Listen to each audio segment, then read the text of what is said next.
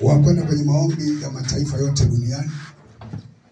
Na wewe uliye hapo nyumbani kwako unaangalia kwenye simu au kwenye laptop, popote pale ulipo, tunakwenda kuomba kwa ajili yako, na Mungu anakwenda kufanya hili jambo. Jina la Bwana libarikiwe. Jina la Bwana libarikiwe.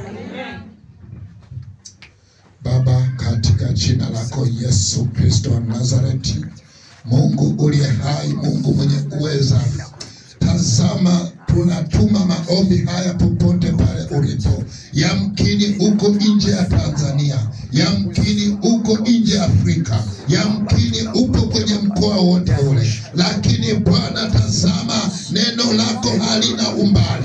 Neno lako linapenya popote pale ulipo. Ewe unayesumbuliwa na tatizo mbalimbali, yamkini umevunjika moyo, yamkini unashindwa kwa kuinuka popote, lakini ninatuma neno lako pale popote pale ulipo. Pokea uponyaji kwa jina la Yesu Kristo wa Nazareti. Yamkini umetafuta watoto kwa muda mrefu, lakini tumbo lako limefungwa.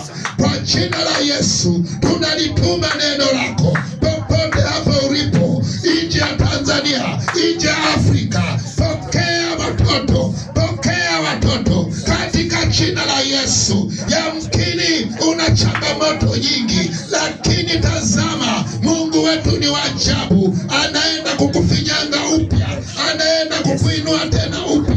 Amini tu, amini tu, utapokea uponyaji katika jina la Yesu. Ninaomba na kuamini, kwa kuwa umekuwa mzima